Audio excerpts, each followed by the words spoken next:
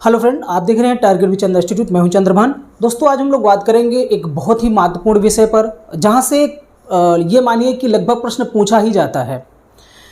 तो एक छोटा सा टॉपिक है, बहुत ही कम समय लेते हुए मैं आपको ये चीज़ें बताने वाला हूं और लास्ट में मैं इस जो मैं पढ़ाऊंगा उससे संबंधित जो प्रीवियस ईयर क्वेश्चन हैं, जो पहले पूछे गए हैं एग्ज़ाम्स में, उन प्रश्नों को भी हम हल करेंगे। अर्थात हम टेस्ट सीरीज़ भी लगाएंगे कुछ प्रश्नों की, जो कि सिर्फ इस मैटर से रिलेटेड होगा। दोस्तों, एक चीज़ और बता दें, क्योंकि आजकल जो जैसे आरओ की वैकेंसी आई हुई है, तो उसके लिए जो है लोग तैयारी कर रहे हैं। और सबसे बड़ी चीज़ मैं आपको बताने जा रहा हूँ, क्योंकि इस वीडियो में बहुत सारी चीज़ें मैं नहीं करूँगा। अलग से पहले वीडियो बता करके मैं आपको इसकी स्ट्रेटजी या कैसे क्या क्या करना है आपको बता सकता हूँ। बस इस वीडियो में मैं सिर्फ इतना बताना चाहता हूँ कि आपको बहुत ज़्यादा भटकाव से बचना है। सबसे ज़रूरी ये है कि आपको कितना पढ़ना है, कहाँ से पढ़ना है, क्या पढ़ना है। क्योंकि आजकल इस सोशल मीडिया के दौर में या इंटरनेट के दौर में आपके पास बहुत सारा पीडीएफ अवेलेबल होता होगा। ये टेलीग्राम ग्रुप और वो जो है यूट्यूब चैनल, यहाँ से पढ़ दो, वहाँ से पढ़ दो, तो ये बहुत ज़्यादा भटकाव होगा। और इस समय जो है, चूँकि वैकेंसी आई हुई है और मुझे लगता है कि ज़्यादा से ज़्यादा 3 महीने के बाद में जो है इसका एग्ज़ाम होने वाला है। तो 3 महीने में आपाधापी में जो स्टूडेंट हैं वो बड़ा परेशान हो जाते हैं, हताश होते हैं। यहाँ से पढ़ दें, वहाँ से पढ़ दें, इस चैनल को भी फॉलो कर लें, इस टेलीग्राम ग्रुप को भी फॉलो कर लें, यहाँ से पीडीएफ को पढ़ दें, ये सारा कुछ होता है। तो यही समस्या होती है। जो लोग पहले से तैयारी कर रहे हैं, जो साल 2 साल 3 साल से लगे हुए हैं, उनको पता है कि सबसे ज़रूरी चीज़ होती है धैर्य, और इसके साथ साथ ज़्यादा भटकाव ना हो। इस समय बहुत सारे जो इंस्टीट्यूशंस हैं, मैं उनका नाम नहीं लेना चाहता, वो लोग क्या है, सिर्फ अपने पैसे कमाने के चक्कर में बच्चों का भविष्य बर्बाद करने पर तुले हुए हैं। और बच्चों को उतना भी जानकारी है नहीं। जो अभी तैयारी करने वाले नए जो लोग हैं, नए जो स्टूडेंट हैं, उनको अभी उतना ज़्यादा पता नहीं है। उसी बात का वो फ़ायदा उठा ले रहे हैं। कोई तो कहता है कि पढ़ो कहीं से, सिलेक्शन होगा यहीं से। तो ऐसे कई सारे बैचेस चल रहे हैं, प्रहार बैच, तूफान बैच, वज्र बैच, फला बैच, ढिका बैच। और ऐसा लगता है इस बैच में अगर आपने जो है एडमिशन ले लिया तो आपका सिलेक्शन कोई रोक नहीं सकता है। वो इस तरीके का माहौल बनाते हैं, बट ये सच्चाई बिल्कुल भी नहीं है। अगर आपने अपने मन से तैयारी की और आपको अगर ये पता है कि इस एग्ज़ाम का, कोई भी एग्ज़ाम हो, सिर्फ आरओ की बात नहीं कर रहा हूँ, उस एग्ज़ाम से संबंधित आपको जानकारी होनी चाहिए कि किस तरह के प्रश्न वहाँ पूछे जाते हैं, किस लेवल के प्रश्न पूछे जाते हैं। हम उसके सिलेबस को फॉलो करते हुए अपनी स्ट्रेटजी बना करके पिछले 5 से 6 साल या 7 साल तक के जो प्रीवियस ईयर क्वेश्चन है उस एग्ज़ाम में पूछे हुए, उनका अध्ययन करने के पश्चात जो है हम अगर अपना उसी अनुरूप अध्ययन करते हैं, स्टडी करते हैं, तो मुझे नहीं लगता है कि बहुत ज़्यादा कोई समस्या होती है। लेकिन एक भटकाव ऐसी चीज़ है जिसकी वजह से बहुत ही समय बर्बाद होता है और बच्चे जो हैं सिलेक्शन नहीं ले पाते हैं। और सबसे बड़ी चीज़ जो हो सकता है आपको कड़वी भी लगे, जो लोग कहते हैं कि 2.5-3 महीने में पूरा कोर्स कंप्लीट करवा करके आपको सिलेक्शन दिला देंगे, मुझे नहीं लगता है कि 3 महीना या 2.5 महीना 2 महीना पढ़ करके कोई स्टूडेंट सिलेक्शन ले सकता है पीसीएस या आरओ जैसे एग्ज़ाम में या उनकी वैकेंसी में। अच्छा, वो लोग क्या करेंगे जो साल 2 साल 3 साल से तैयारी लगातार कर रहे हैं, उनका सिलेक्शन होगा, या अभी वो शुरू कर रहे हैं 2-3 महीने से और ऐसे बैचेस को ज्वाइन किए हुए हैं जो उनको और भ्रमित कर रहे हैं। इतना पढ़ लो बस इसी से हो जाएगा, इस पीडीएफ को फॉलो कर लो, इतना पेज पढ़ दो बस उसी से हो जाएगा। बिल्कुल नहीं होगा। सिर्फ और सिर्फ समय की बर्बादी है। धैर्य रखें, अपनी तैयारी बेसिक लेवल से अच्छे से करें और ये देखें कि जिस एग्ज़ाम की हम तैयारी कर रहे हैं उस एग्ज़ाम का पैटर्न क्या है। उस पैटर्न और उसके सिलेबस को फॉलो करते हुए आप अपनी तैयारी को जारी रखें, तभी सिलेक्शन आपको मिल सकता है। ठीक है, यहाँ हम जो बात करेंगे, मेरा उद्देश्य यही रहता है, क्योंकि मेरे पास उतना वक्त नहीं रहता कि मैं आपके पास जो है बहुत सारे वीडियोस इकट्ठा लेकर के आ पाऊँ, बहुत सारे काम भी रहते हैं। यहाँ हम जो बात करेंगे वो बहुत इम्पोर्टेंट है। मैं अन्य इंस्टीट्यूशंस की तरह बहुत ज़्यादा बड़ी बात नहीं करूँगा कि नहीं आप बस इतना पढ़ लीजिए, बस इसी पक्का फंस जाएगा। लेकिन मैं यहाँ पर जो आपको बता रहा हूँ, यहाँ से बहुत बार प्रश्न पुट किए गए हैं, पुटअप किए गए हैं, पूछे गए हैं। और आप देखेंगे कि जब मैं आपको प्रैक्टिस करवाऊंगा लास्ट में प्रीवियस ईयर क्वेश्चन की, तो आप खुद देखेंगे कि चाहे आरएस का एग्जाम हो या यूपीपीसीएस का एग्जाम हो, ऐसी कई सारे वैकेंसियों में यहाँ से प्रश्न पूछे गए हैं। तो बहुत ज़्यादा तो पढ़ना नहीं है, सिर्फ इतने से हम बात करेंगे। और ये जो टॉपिक है ये है मौर्य वंश का जो प्रशासन था वो किस तरीके से चलता था। यहाँ से प्रश्न जो है अक्सर पूछे गए हैं और इसी को हम लोग समझेंगे। कोशिश करूंगा मैं कि कुछ शब्दों का अर्थ मैं आपको अपने हिसाब से बता सकूं ताकि आपको वो अच्छे से याद हो जाए, ठीक है। एक चीज़ और हम कहना चाहते हैं कि जैसा मैं अक्सर कहता हूं कि अगर आप किसी घटना को डिटेल से पढ़ेंगे, अगर किसी घटना के बारे में आपको हर एक एंगल पता है, तो मुझे नहीं लगता है कि उस घटना में शामिल किसी पात्र या किसी व्यक्ति के बारे में आप नहीं याद रख पाएंगे। यही होता है, जैसे अगर आपको किसी फिल्म के सिर्फ एक पात्र के बारे में बता दिया जाए तो आपको उसको याद करना पड़ेगा कि फला फिल्म में इस व्यक्ति ने एक्टिंग की थी। लेकिन आपको अगर फिल्म दिखा दी जाए तो उसके हर एक पात्र से आप परिचित हो जाते हैं अच्छे से, उसके हर एक एंगल से, हर एक स्थान से आप परिचित हो जाते हैं। वैसे ही इतिहास को अगर पढ़ना है तो हमें उसकी घटनाओं को बहुत अच्छे से समझने की ज़रूरत पड़ती है। आप इंटरेस्टिंग तौर पर घटनाओं को एक कहानी के रूप में अगर पढ़ेंगे तो मुझे ये श्योर है, ये मैं कहता हूँ कि आपको वो चीज़ें याद नहीं करनी पड़ेंगी।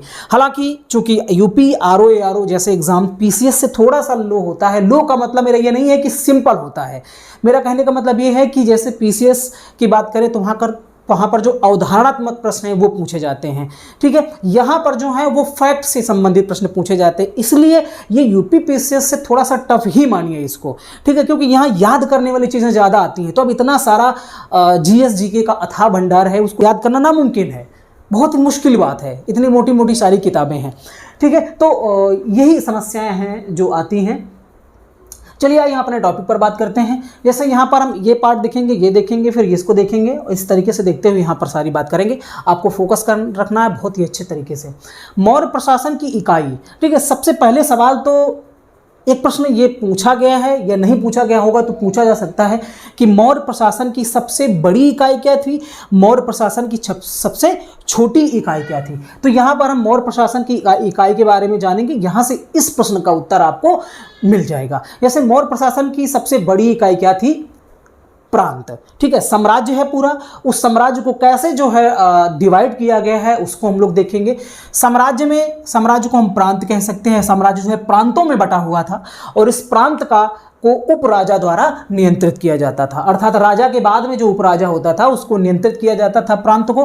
प्रांत से छोटा मंडल होता था और मंडल के जो अधिकारी होते थे उन्हें प्रदेष्टा या प्रादेशिक बोला जाता था। ये प्रादेशिक या प्रदेष्टा जो थे वो इस मंडल के मुखिया हुआ करते थे। उसी प्रकार जैसे हम आहार या विषय की बात करें तो इसका मुखिया विषयपति होता था, ठीक है। आहार या विषय का मुखिया विषयपति होता था। इससे नीचे जब हम बात करते हैं तो स्थानीय आता है स्थानीय शासन।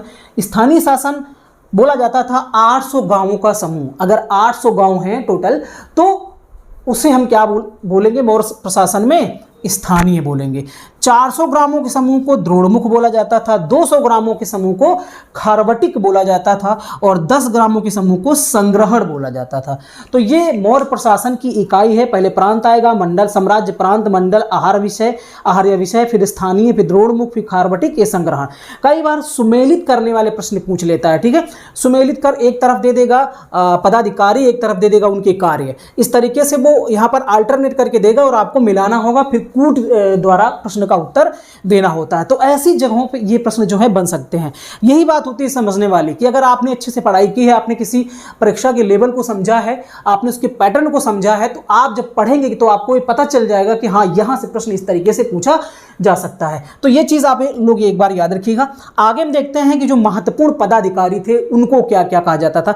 तो यहाँ पर जो अभी आप ये गिनती मत करिएगा कि यहाँ पर जो 8 लिखे हुए हैं तो बस 8 ही होते थे, ठीक है। और कई सारे होते थे लेकिन उनको आप आसानी से कर सकते थे, इसलिए मैंने यहाँ पर उनको नोट डाउन नहीं किया हुआ है। मुझे लगा कि कुछ ये चीज़ें ऐसी हैं, ऐसे पदाधिकारी हैं जिनके बारे में आपको कन्फ्यूज़न हो सकता है, शायद आप अंदाज़ा ना लगा पाएँ, आप सटीक उत्तर ना दे पाएँ, इसलिए मैंने यहाँ पर इनको नोट कर रखा है। तो महत्वपूर्ण पदाधिकारी ये लगभग 26-27 के करीब थे, ठीक है, 26 से 27। ये इनमें से हम पूरे नहीं लिखे हुए हैं क्योंकि वो आप जान सकते हैं, मैं उनका भी आपको नाम बताऊंगा, वो अपने आप जान जाएंगे कि इनका क्या काम था। जैसे शुल्काध्यक्ष की बात करें, शुल्काध्यक्ष शुल्क को वसूल करने वाला, शुल्क का अध्यक्ष। जैसे अगर आपसे पूछे कि सुराध्यक्ष का क्या काम था, तो सुराध्यक्ष का मतलब सुरा माने क्या होता है, शराब। तो शराब या मदिरा ठेके का जो अधिकारी होता था उसे हम क्या बोलेंगे, सुराध्यक्ष। तो इस तरीके की चीज़ें मैंने यहाँ पर नोट नहीं की हुई हैं। ठीक है, आगे हम बात करते हैं, यहाँ से शुरू करते हैं। कुप्पा अध्यक्ष, ये कुप्या अध्यक्ष होता था। कुप्या का मतलब होता है जो कि पेड़ पौधों से, जंगलों से रिलेटेड हो। ठीक है, तो उसका जो अध्यक्ष होता था, या हम वन विभाग का अध्यक्ष कह सकते हैं, उसे कुप्याध्यक्ष बोला जाता था। तो सवाल पूछेगा कि मौर्य साम्राज्य में वन विभाग के अध्यक्ष को क्या कहा जाता था, तो क्या बोला जाता था, कुप्याध्यक्ष। अगला है सीता अध्यक्ष। आपने पढ़ा होगा सीता भूमि। ठीक है, सीता भूमि किसको बोला जाता था, ये जब हम सीता भूमि की बात करते हैं तो मुगल वंश में इसकी बात होती है, लेकिन यहाँ सीता कर लिया जाता था सीता भूमि पर। ठीक है, उसका एक अध्यक्ष होता था। ठीक है, और ये भी मैं आपको इसका अर्थ बता दूं कि सीता का अर्थ क्या होता है। जो जुताई की जाती है, और चाहे वो बैल से की जाए, पहले तो बैलों से ही की जाती थी, अब जो ट्रैक्टर हैं, तो उसके बीच में जो जुताई के समय लाइन बनती है ना, उस रेखा को सीता बोला जाता है। जो लाइन बनती है गहराई की जुताई के दौरान, उसे सीता बोला जाता है। तो कृषि से रिलेटेड होता है, तो ऐसे इसको आप कनेक्ट करके याद रख सकते हैं। तो सीता अध्यक्ष का किसको बोला जाता था, कृषि विभाग का जो अधिकारी होता था या जो अध्यक्ष होता था उसे सीता अध्यक्ष बोलते थे। विविता अध्यक्ष बोला जाता था चरागाह या पशुओं की सुरक्षा के अधिकारी को। ठीक है, किसको बोला जाता था, चरागाह, जहां पर पशुओं को चराया जाना है। ठीक है, और पशु की सुरक्षा देखने वाले को विविता अध्यक्ष बोलते थे। सूना अध्यक्ष, ठीक है, सूना अध्यक्ष बोला जाता था बूचड़ खाना के अधिकारी को। यह अब बूचड़ खाना का मतलब क्या है, जब आप क्या करोगे कि पशुओं को, चूँकि मांस का उपयोग होता था बहुतायत में, तो बूचड़ खाना होते थे। अब जब बूचड़ खाना रखेंगे तो क्या होगा, सूना सूना हो जाएगा। लोगों को, अगर जानवरों को आप बूचड़ देंगे, खत्म कर देंगे, तो क्या हो जाएगा, सूना हो जाएगा। तो सूना अध्यक्ष बोला जाता था बूचड़ खाने के अधिकारी को।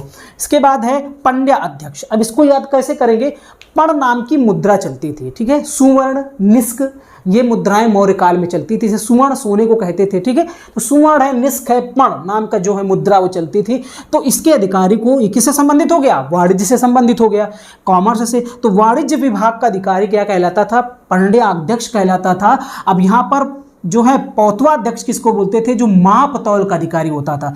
तो पौत तौल, इससे आप रिलेट करके जो है इसको आप याद रख सकते हैं कि माप तौल विभाग का जो अधिकारी होता था उसे पौतवा अध्यक्ष बोलते थे। कब, मौर्य प्रशासन में। ठीक है, लक्षणा अध्यक्ष बोलते थे टकसाल के अधिकारी को। टकसाल का मतलब होता है जहां मुद्रा का निर्माण होता हो। ठीक है, टकसाल का मतलब क्या होता है, जहां पर मुद्रा छापी जाती हो, बनाई जाती हो, जहां पर उसके कारखाने हो, तो उसके अध्यक्ष को लक्षणा अध्यक्ष बोलते थे। अकरा अध्यक्ष बोलते थे खान विभाग के। जैसे बहुत सारी खाने हैं, आज भी बहुत सारी खाने हैं, बहुत सारे जो खनिज धातुएं हैं निकाली जाती हैं, तो उनकी जो खाने होती थी उनके अध्यक्ष को, उनकी देखरेख करने वाले को अकरा अध्यक्ष बोलते थे। ठीक है, तो ये चीज़ें जो है इंपॉर्टेंट है एग्जाम के लिए, आप याद रख सकते हैं इनको। इसके बाद हम आगे इस तरफ चलेंगे कि केंद्रीय प्रशासन में कुछ जो अधिकारी होते थे, सर्वोच्च जो अधिकारी होते थे, उनको तीर्थ बोला जाता था। यही एक प्रश्न बन सकता है कि किस साम्राज्य में सर्वोच्च जो अधिकारी हुआ करते थे, प्रशासनिक अधिकारी, उनको क्या बोला जाता था, तीर्थ। और ये कितने तीर्थ थे, कुल मिलाकर के 18 तीर्थों का उल्लेख मिलता है। ये कहाँ पर मिलता है, तो मौर्य साम्राज्य के बारे में हमें जानकारी कहाँ से ज़्यादा मिलती है, कौटिल्य के अर्थशास्त्र से। उसका नाम जरूर अर्थशास्त्र है, बहुत सारे लोगों को कन्फ्यूजन रहता है कि अर्थशास्त्र का मतलब है कि पूरा जो है उसमें मार्केटिंग से, बाजार से संबंधित, अर्थशास्त्र से संबंधित चीज़ें होंगी। नहीं, नाम उसका अर्थशास्त्र है, लेकिन उससे पूरी तरीके से राजनीतिक जानकारी, राजनीतिक प्रशासन के बारे में जानकारी मिलती है। तो एक प्रश्न सीधा यही पूछ सकता है कि अर्थशास्त्र से हमें मौर्य साम्राज्य की किस चीज़ के बारे में जानकारी मिलती है, तो उस समय के जो राजनीतिक प्रशासन था, वहाँ उस समय की जो राजनीति थी, उसके बारे में हमें जानकारी कौटिल्य के अर्थशास्त्र से मिलती है। ठीक है, तो ये 18 तीर्थों का उल्लेख वहाँ पर किया गया है। सप्तांग का भी उल्लेख किया गया है कौटिल्य के अर्थशास्त्र में कि राज्य के कितने अंग होंगे, 7। मैं यहाँ पर उसको नहीं बताऊंगा, किसी दूसरे वीडियो में आपको 7 अंगों के बारे में बता दूंगा। ठीक है, तो सबसे ये पहले हम देखते हैं यहाँ पर केंद्रीय प्रशासन के 18 तीर्थ के बारे में। तो सबसे पहले नंबर पाता था प्रधानमंत्री, जो कि पुरोहित होता था, अर्थात साम्राज्य का पहला तीर्थ, सबसे उच्च तीर्थ या अधिकारी जो है वो प्रधानमंत्री कहलाता था। और ये मोस्टली किसे बनाया जाता था, जो पुरोहित होता था, ठीक है। उसके बाद दूसरा है युवराज। युवराज जो है वो राजा का उत्तराधिकारी, किसे कहेंगे, राजा को उत्तराधिकारी। यहाँ पर कुछ चीज़ें ऐसी हैं जो आपको पहले से ही पता है या आप इसको अंदाज़ा लगा करके कर सकते हैं, आप जान सकते हैं। मैंने 18 लिखे हैं, लेकिन इसमें से 18 को आप पूरी तरीके से फोकस नहीं करना है। जिसको मैं बोलूँ कि आप ये चीज़ याद रखिएगा, उसी को सिर्फ आपको फोकस करना है, ठीक है। तो जैसे अब प्रधानमंत्री है, युवराज है, इसके बारे में आप जान जाएंगे। इंपॉर्टेंट क्या है, इंपॉर्टेंट है समाहर्ता। एग्जाम में भी पूछा गया है कि समाहर्ता किसे कहते थे, समाहर्ता का कार्य क्या होता था। तो मौर्य प्रशासन में राजस्व मंत्री जो था, जो राजस्व इकट्ठा करने वाला अधिकारी था, उसे समाहर्ता बोलते थे। एग्जाम में पूछा गया है, ठीक है। अगला है संनिधाता। संनिधाता ये अभी ज़्यादा पूछा नहीं गया है, तो हो सकता है कि एग्जाम में यहाँ से प्रश्न पूछ लिया जाए। तो संनिधाता कौन होता था, कोषाध्यक्ष को संनिधाता बोलते थे मौर्य प्रशासन में। इसके बाद जैसे सेनापति है, सैन्य मंत्री है, ये आपको पता होगा, तो इस पे ज़्यादा फोकस नहीं करना है आपको। ये चीज़, ये दोनों आपको याद रखने हैं। इसके बाद प्रदेष्टा, ये इंपॉर्टेंट है। प्रदेष्टा, प्रदेष्टा का मतलब होता था फौजदारी न्यायालय का न्यायाधीश। देखिए, दो प्रकार के न्यायालय होते हैं, फौजदारी न्यायालय और दीवानी न्यायालय। फौजदारी न्यायालय वो होते हैं जहां पर जो है लड़ाई झगड़े दंगे फसाद इनकी सारी सुनवाई होती है। दीवानी में जो दीवानी न्यायालय जो हैं वहां पर जो सिविल के मामले हैं, किसी की ज़मीन का विवाद है, किसी के किसी चीज़ का विवाद है, ऐसी चीज़ें जो हैं वो दीवानी न्यायालय में की जाती थी। तो दीवानी न्यायालय का जो न्यायाधीश था वो व्यावहारिक कहलाता था, ये भी इंपॉर्टेंट है।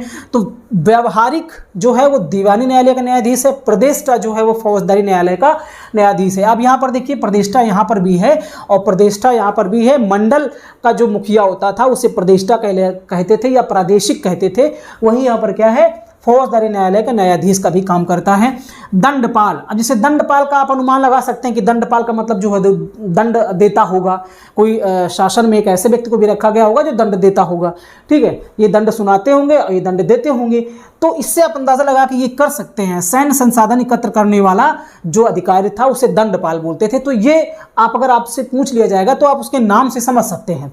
अंतपाल, ठीक है। अंतपाल को थोड़ा सा समझ लीजिए। अंतपाल जैसे कि उसका नाम है, ये भी आप अंदाजा लगा के कर सकते हैं कि सीमांत प्रदेशों के जो दुर्ग थे उनकी देखभाल करने वाला। मान लो कोई एक साम्राज्य है, मौर्य साम्राज्य है, मौर्य साम्राज्य की कोई सीमा होगी ना, तो उन सीमाओं की, उन बॉर्डर लाइन की दुर्ग जो बने थे उनकी वो देख रेख करता था कि कहीं ऐसा तो नहीं है कि कोई दूसरा राजा यहाँ पर आक्रमण करने वाला हो या हमारे यहाँ कब्जा कर लिया हो या यहाँ हमारे यहाँ के क्षेत्र से वो टैक्स वसूल रहा हो। तो इस सारी चीज़ की देखभाल कौन करता था, अंतपाल करता था। इसके बाद अगला है कर्मांतिक, ये इंपॉर्टेंट है, इसको आप देख लीजिएगा। कर्मांतिक, कर्मांतिक मतलब क्या है, अंदाजा यहां भी लगा सकते हैं कि जो बहुत सारा कर्म करता हो, काम करता हो। तो काम करने का मतलब क्या है, उद्यम करना, ठीक है। तो उद्योग मंत्री कौन था, कर्मांतिक को उद्योग मंत्री कहते थे या उद्योग मंत्री को उस समय कर्मांतिक कहा जाता था। जैसे दुर्गपाल है, ये भी आप अंदाजा लगा सकते हैं कि अभी आपने अंतपाल देखा, तो अंतपाल क्या था कि जो सीमा के, मान लो कोई किसी राज्य की कोई सीमा है, तो ये जो सीमा है ये केंद्रीय शासन है और इसकी जो सीमाएं है किसी शासन की, तो उसको देखता था कौन, उसको देखता था अंतपाल। लेकिन अब इसके भीतर भी कई दुर्ग हुआ करते थे, उन दुर्गों की देखभाल करने वाला क्या कहलाता था, दुर्गपाल कहलाता था। ये अंतर है दोनों में। इंपॉर्टेंट है अगला नागरक। नागरक क्या होता था, नगरों की व्यवस्था का प्रमुख। जैसे अभी नगर पालिकाएं होती हैं, नगर पालिका का अपना खुद का एक स्थानीय शासन होता है, तो उनका प्रमुख क्या होता है, उस समय नागरक कहलाता था। वर्तमान में क्या कहलाता है, मेयर कहलाता है, ठीक है, नगर पालिका अध्यक्ष कहलाता है। तो इस तरीके से पहले क्या होता था, नागरक हुआ करता था, इसको याद रखें, इंपॉर्टेंट है। इसके बाद है प्रशासता। प्रशासता, अब प्रशासता से आप कैसे इसको समझ सकते हैं, प्रशासन को देखने वाला, ठीक है। तो प्रशासन में क्या होगा, राजकीय दस्तावेज वगैरह होंगे। तो प्रशासता जो है वो राजकीय दस्तावेजों की सुरक्षा का प्रमुख हुआ करता था, ये भी इंपॉर्टेंट है। दौवारिक की बात करें तो दौवारिक भी इंपॉर्टेंट है। क्या है, राजप्रसादों का अधिकारी। दौवारिक जैसे होता है ना द्वारे, द्वार, तो द्वार, राजद्वार जो होता है, जब आपने देखा होगा, मतलब फिल्मों में ही दिखाते हैं कि जब कोई आता है राजा के दरबार में, गेट के अंदर प्रवेश करने के लिए, तो वहाँ सैनिक खड़े होते हैं, द्वारपाल खड़े होते हैं, ठीक है। उन्हीं द्वारपालों को क्या नाम दिया गया था, दौवारिक, अर्थात राजप्रसादों का मतलब क्या होता है, महल। तो राजमहलों का अधिकारी जो होता था उसे दौवारिक बोलते थे, ठीक है। जो क्या करता था कि महल के सुरक्षा का मुखिया होता था। अगला है अंतर्वशिक। ये क्या आता था, राजा के निजी अंगरक्षक सेना का प्रमुख। मतलब बाकी सेना तो होती ही थी राजा की कि वो युद्ध करने के लिए, लेकिन राजा की सुरक्षा के लिए भी एक निजी उसकी सेना होती थी। जैसे अगर हम बात करें मौर्य साम्राज्य की ही बात कर रहे हैं, यहाँ पर चंद्रगुप्त मौर्य की बात करें तो ऐसा कहा जाता है कि चंद्रगुप्त मौर्य बहुत सारे अंगरक्षक रखे थे, उन अंगरक्षकों में ज़्यादातर संख्या जो है महिलाओं की थी, ऐसा माना जाता है, ऐसा कहा गया है विदेशी इतिहासकारों के द्वारा। तो अंतर्वशी क्या था, इसको भी अंदाजा लगा सकते हैं। अंतर का मतलब अंदर, अंदर की सुरक्षा का, तो अंदर की सुरक्षा किसकी होगी, महल के अंदर की सुरक्षा राजा की ही सुरक्षा होगी। तो राजा के जो निजी अंगरक्षक होते थे उनको अंतर्वशी कहा जाता था। आटविक जो है वो कहा जाता था किसको, वन विभाग का अधिकारी। देखिए आपने पढ़ा होगा, अटवी पढ़ा होगा, इसका मतलब क्या होता है, जंगल, जंगल का पर्यायवाची होता है। तो आटविक जो शब्द है वो जंगल से संबंधित है, वन से संबंधित है, तो वन विभाग का अधिकारी क्या हो गया, आटविक यहाँ पर हो गया। ठीक है, इसके बाद हम देखते हैं यहाँ पर मंत्री परिषद अध्यक्ष, तो ये आप जान ही पर जाएंगे कि मंत्री परिषद का अध्यक्ष। नायक जो है, नायक कौन होगा, जो सेना का संचालन करने वाला मुखिया होता होगा उसे नायक कहेंगे। तो इस तरीके से ये 18 तीर्थ हैं, जहाँ जहाँ पर मैंने स्टार बना रखा है उन पर आपको फोकस करने की जरूरत है, मोस्ट इंपॉर्टेंट है, यहाँ से प्रश्न पूछे जाने की प्रबल संभावना है। ठीक है, तो ये आपने देखा। इसके बाद हम यहाँ पर देखते हैं कि कुछ कर हैं मौर्य साम्राज्य के, कुछ कर, टैक्स कौन कौन से हैं। जैसे कि हम यहाँ से शुरू करेंगे भाग। उस समय भाग, तो भाग किसको बोलते हैं, खेत को बोलते थे, किसी खेत के हिस्से का भाग। ठीक है, तो खेत क्या होते हैं, भाग होते हैं, टुकड़े होते हैं भूमि के, तो उनसे जो टैक्स लिया जाता था, भाग जो टैक्स था वो भूमि कर से संबंधित था। इसी प्रकार बलि, जैसे हम अगर प्राचीन इतिहास में जब हम बात करते हैं उस समय वैदिक युग की, तो समय बलि, और खासकर जब हम बात करते हैं उत्तर वैदिक काल की, तो समय बलि दी जाती थी पशुओं की। तो ये क्या है, एक धर्म से रिलेटेड चीज़ें हैं ना, धार्मिक चीज़ें हैं। तो धार्मिक कर क्या था, बलि। लेकिन हालांकि यहाँ बलि नाम उसका था, लेकिन ये मतलब नहीं है कि बलि दी जाती थी। ठीक है, ऐसा कुछ नहीं है, उसका नाम था बलि, बलि कर। तो बलि कर क्या था, एक धार्मिक कर था, किस प्रशासन का, मौर्य प्रशासन का। प्रणय की बात करें तो प्रणय का मतलब होता है आपात स्थिति, तो प्रणय का मतलब आपात स्थिति होता है, तो आपातकालीन टैक्स लिया जाता था, प्रणय कहलाता था वो। ठीक है, हिरण्य, हिरण्य का मतलब क्या होता है, अपने परिवार पर्यायवाची पढ़ा भी होगा, हिरण्य का मतलब शायद सोना भी होता है, और इसका मतलब धन भी होता है। ठीक है, तो धन से संबंधित, नगद पैसे से संबंधित जो है वो नगद कर कहलाता था हिरण्य। विष्टि का मतलब होता है बेगार, बेकार या बेगार, बेकार और बेगार। ठीक है, ये लगभग एक दूसरे के समानार्थी कह सकते हैं। बेगार का मतलब है कि ऐसा काम जिसका कोई मतलब ना हो, तो उसका वो भी टैक्स लिया जाता था, उसका विष्टि कहलाता था वो। उदयक भाग, अब देखिए ये इंपॉर्टेंट है, उदयक भाग। भाग का मतलब क्या है, आपने देखा जो भूमि कर था, और उस भूमि, भाग का मतलब मैंने बताया खेत के टुकड़े, खेत में क्या पैदा होगा, अनाज, उत्पादन होगा उसका, तो उत्पादन से जुड़ा हुआ है उदयक, उदयक उत्पादन, उदयक। ठीक है, तो ये कैसे उत्पादन कैसे होगा उस भाग में, जब सिंचाई की जाएगी, तो उदयक भाग क्या हो गया, उदयक भाग एक सिंचाई कर हो गया। इसी प्रकार जब हम बात करेंगे गुल्मदेय की, तो गुल्म मतलब गुलाम से संबंधित है, गुलाम सेना, सैन्य, और दे का मतलब जो उनको दिया जाता था, मतलब गुलामी के बदले जो उनको दिया जाता था उससे हम सैनिकों का शुल्क कहेंगे या वेतन कहेंगे, तो क्या कहलाता था वो गुल्मदेय। पिंड कर क्या था, ये गांव पर जो है टैक्स लगाया जाता था, पिंड कर, तो पिंड कर गांव से वसूला जाता था। भाग भूमि कर था, धार्मिक कर बलि था, आपातकालीन कर की बात करें प्रणय था, हिरण्य नगद कर था, विष्टि बेगार कर था, उदयक भाग सिंचाई कर था, गुल्मदेय सैनिकों का शुल्क था। ये चीजें आप याद रखिए, इंपॉर्टेंट है, प्रमुख कर ये भी हैं। कुछ चीजें यहाँ पर ये भी इंपॉर्टेंट है, पूछी गई एग्जाम, इसलिए मैंने नोट कर रखा है। अशोक के अभिलेखों में हमें इन 3 प्रकार के अधिकारियों का पता चलता है। जैसे पहला रज्जुक, रज्जुक का मतलब क्या है कि जैसे वर्तमान के हमारे जो डीएम होते हैं ना, जिलाधिकारी, उसी तरह था, इसके पास राजस्व और न्याय से संबंधित जो ताकतें थी वो थी। एग्रोनोमोई नाम के अधिकारी का भी उल्लेख हमें मिलता है, ये जिलाधिकारी, ये भी जिलाधिकारी ही था, और इसके काम थे जैसे सड़क निर्माण, मुख्यतः ये सड़क निर्माण का काम देखता था।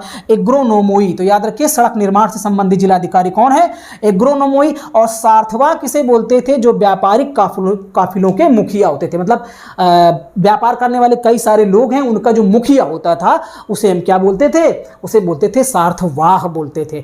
ठीक है, तो ये कुछ इंपॉर्टेंट चीजें थी जिन पर आपको जरूर फोकस करना है। ठीक है, आपके पास अगर मटेरियल उपलब्ध है या आप यहाँ से नोट डाउन करना चाहते हैं तो नोट कर सकते हैं। बहुत सारे लोग क्या करते हैं कि जैसे मैं वीडियो इस तरीके से लिख करके आता हूँ बोर्ड पे मेंशन करके, तो बहुत सारे लोग स्क्रीन काट ले करके छुट्टी पा लेते हैं कि स्क्रीनशॉट ले लिए, काम खत्म, अब क्या करना है।